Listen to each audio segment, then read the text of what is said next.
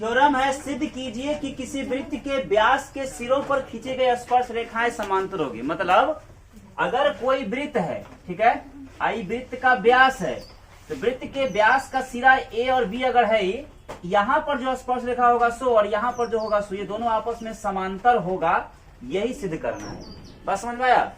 उसी को लिखा गया है क्या थ्योरम में सिद्ध करने के लिए कि सिद्ध कीजिए कि किसी वृत्त के व्यास के सिरों पर खींची गई स्पर्श रेखाएं समांतर होती है। ठीक, तो क्या किया है, सबसे पहले एक वृत्त मान लिए।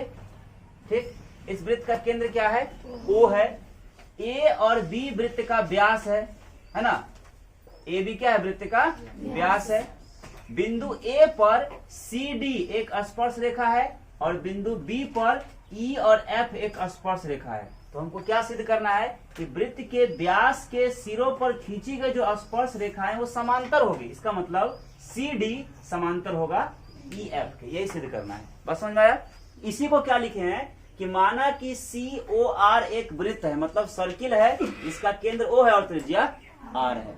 ठीक है, यानी एक वृत्त है जिसका केंद्र ओ है और त्रिज्या आर है, जिसमें सी डी एवं ई एफ, सी डी और ई एफ, ठीक है, दो स्पर्श रेखाओं को, दोनों स्पर्श रेखा है को कहां खींचा गया है, तो ओ केंद्र वाले वृत्त के, ओ केंद्र वाले वृत्त के ए बी व्यास के दोनों सिरों पर खींचा गया है। ठीक है, उसी को लिखें, ओ केंद्र वाले वृत्त के व्यास ए बी के सिरों पर खींची गई है। तो हमें सिद्ध क्या करना है, हमें साबित क्या करना है कि सी डी समांतर होगा ई एफ। कोई दिक्कत यहां तक किसी को नहीं? आगे देखो, प्रमाण में क्या किया है कि हम जानते हैं कि किसी वृत्त की स्पर्श बिंदु यानी स्पर्श रेखा पर उसकी त्रिज्या क्या होती है, लंब होती है, मतलब 90 डिग्री का कोण बनाती है। उसी को लिखे हैं प्रमाण में कि चूंकि त्रिज्या जो है स्पर्श रेखा पर लंब होती है, किसी वृत्त की अगर स्पर्श रेखा पर त्रिज्या खींच दी जाए तो 90 का कोण बनाती है। ठीक है, इसीलिए देखो यहां अगर ये केंद्र है और यहां इसको त्रिज्या मान लेंगे इतना, तो यहाँ स्पर्श रेखा है, इस पर ये क्या होगा, लंब, यहाँ कितना कोण बनाएगा, यहाँ कहो चाहे इधर कहो।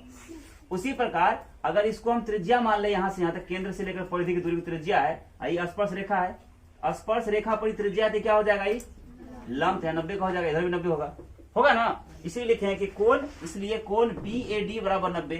बी देखो यहाँ बी ए डी 90 हुआ, या कह सकते हैं ए बी ई कितना हो गया, 90। उसी को लिखे हैं कोण ए बी ए डी बराबर 90 डिग्री, समीकरण 1 मान लिए। उसी प्रकार कोण ए बी ई बराबर 90 डिग्री, समीकरण 2 मान लिए। अब समीकरण 1 और समीकरण 2 से जब ये दोनों आपस में बराबर 90 ही है, इसमें दोनों बराबर होगा, नहीं होगा। समीकरण 1 और समीकरण 2 से क्या हो गया, कोण बी ए डी बराबर हो गया कोण ए बी ई हुआ, और आपस में क्या है, एकांतर कोण है। देखो जब दो रेखाओं को या जब दो समांतर रेखाओं को एक तिर्यक रेखा काटता है, ठीक है, जब दो समांतर रेखाओं को एक तिर्यक रेखा काटता है, उसका जो एकांतर कोण होता है ना, क्या होता है, आपस में बराबर होता है। जब दो रेखाएं समांतर होती हैं, उसको कोई तिर्यक रेखा काटता है, तो एकांतर कोण आपस में क्या होता है, बराबर होता है। तो यहाँ पे ये नहीं कह रहा है कि समांतर रेखा है, लेकिन यहाँ पर एकांतर कोण दोनों बराबर हुआ कि नहीं हुआ। देखो दोनों रेखा है, इसे इसको काट रहा है तीसरा रेखा, जितना यहाँ हुआ 90 उतना यहाँ भी पुड़ गया क्या, एकांतर कोण जब बराबर हो गया तो पक्का है कि ये दोनों आपस में क्या होगा, समांतर होगा। तो उसी को लिखे हैं, क्या लिखे हैं कि साथ ही यह एकांतर कोण भी है। और हम जानते हैं कि जब दो रेखाओं को तीसरी रेखा विभाजित करती है, जब दो रेखा को कोई तीसरी रेखा काटती है, ठीक ना, और उसके बीच बना हुआ एकांतर कोण बराबर हो जाता है, तो वह दोनों रेखाएं आपस में क्या होती है, समांतर होती है। देखो दो रेखा के बीच एक रेखा काट रहा है तीसरा रेखा, एकांतर कोण बराबर हो गया, इसका मतलब है कि ये दोनों आपस में क्या होगा, समांतर होगा, बराबर नहीं समांतर होगा। ठीक है, अतः क्या हुआ, सी डी समांतर हो गया ई एफ। क्लियर हो गया, कोई दिक्कत? चलो।